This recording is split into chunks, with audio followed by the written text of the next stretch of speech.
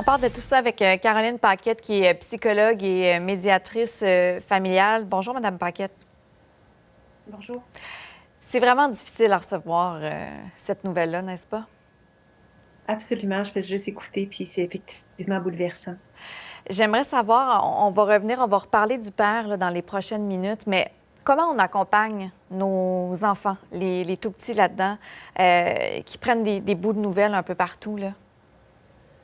Mais la première chose à faire, c'est de les écouter, prendre le temps d'entendre qu'est-ce qui leur, comment ils ont réagi à cette nouvelle-là pour s'assurer de donner une réponse qui va avec les préoccupations de l'enfant. Peut-être pas aller trop loin pour le besoin de l'enfant ou pour l'âge de l'enfant, mais c'est important aussi comme parents d'être rassurants, même si nous-mêmes, ça peut venir nous toucher, nous bouleverser, des choses comme celle-là, pour pas communiquer nos propres peurs à nos enfants, leur expliquer que c'est pas des choses, c'est des choses qui sont absolument exceptionnelles, même si ça arrive une fois, c'est une fois de trop, mais au moins pour leur montrer là, qu'ils sont pas nécessairement, qu'ils sont en sécurité. En tout cas, c'est ce qu'on leur souhaite. Oui, ça doit être difficile d'accompagner les jeunes dans tout ça. Est-ce qu'il y a des Oui, signes qu'on absolument. surveille aussi chez les enfants? Ben, on peut regarder un peu comment ils réagissent quand ils entendent ce genre de choses-là. Si on voit qu'il y a des réactions par la suite, ben, on va être attentif à ça, mais sinon, on va essayer de peut-être pas mettre tout le focus là-dessus non plus, puis de les laisser dans leur monde d'enfants, préférablement. Oui, faire attention de ne pas, parfois, je crois, de ne pas te donner trop d'informations. Parfois, on peut répondre à des questions que l'enfant ne se posait même pas à la base, là, concernant des moments difficiles, là. Oui, c'est ça. Puis de pas mettre trop d'emphase là, sur cette situation-là parce que ça peut comme exacerber là, les réactions des enfants Oui, aussi. essayer de changer les idées. Euh, Oui. on ne sait pas tout ce qui s'est passé, hein. On comprend que ce drame-là est survenu dans un contexte de séparation. Vous l'avez entendu un petit peu plus tôt, le père qui a été arrêté il y a quelques jours, semble-t-il, devant ses enfants pour harcèlement envers la mère des enfants. La question qui roule en boucle dans ma tête et dans la tête de probablement tout le monde, c'est comment tu arrives à commettre un tel geste? J'ai pas vraiment la réponse à cette question-là. Par contre, il y a des gens qui ont réfléchi, il y a des chercheurs, il y a des professionnels de ça qui ont fait des études sur les filicides, le filicide étant là, lorsqu'un parent tue son propre enfant, Mhm. pour essayer de voir s'il y avait des éléments là, qui se recoupaient dans ces situations-là.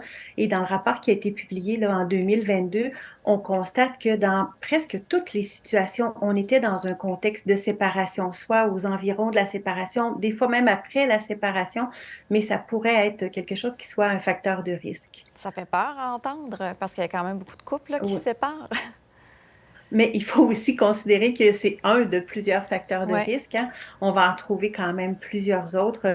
Tantôt, j'entendais dans le reportage hein, qu'on était l'ami de monsieur qui disait qu'il était dans une relation semi-toxique.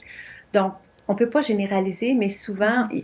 ça vient là, de des gens qui allaient pas bien. Donc, dans les facteurs de risque, un parent qui avait des problèmes de santé mentale, des antécédents avec la justice, une relation conjugale où on aurait de la violence, là, mais on ne parle pas de conflit entre les parents, on parle vraiment des éléments de violence. Là, je ne connais pas là, cette situation-là, je ne connais Mhm. pas cette famille-là, mais c'est quand même des éléments qu'on peut quand même retrouver plus souvent dans des situations comme celle-là. De 2011 à 2020, il y a 56 enfants qui ont été tués par un proche au Québec. Et c'était justement dans le rapport du coroner qui s'est penché sur cette question-là, sur la question des filicides. 56 enfants, c'est énorme. Ça donne des frissons. Ce rapport qui est intéressant aussi, qui donne plusieurs pistes de choses qu'on devrait faire pour pouvoir prévenir ce type de tragédie-là. Parlez-nous-en. Et on va beaucoup du côté de la formation, formation des professionnels Mhm. pour qu'ils soient bien capables d'identifier les différents facteurs de risque. Puis moi, je vois déjà sur le terrain là, beaucoup de choses qui sont mises en place. Je trouve que dans toute cette histoire sombre-là, des choses qui sont positives. Je vois la magistrature qui est vraiment active pour se former. Je vois les avocats, particulièrement les familialistes, qui sont aussi en train de travailler sur des formations.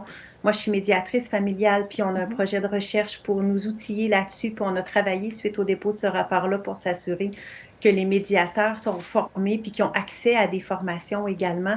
Donc, il y a vraiment un mouvement social, c'est encourageant.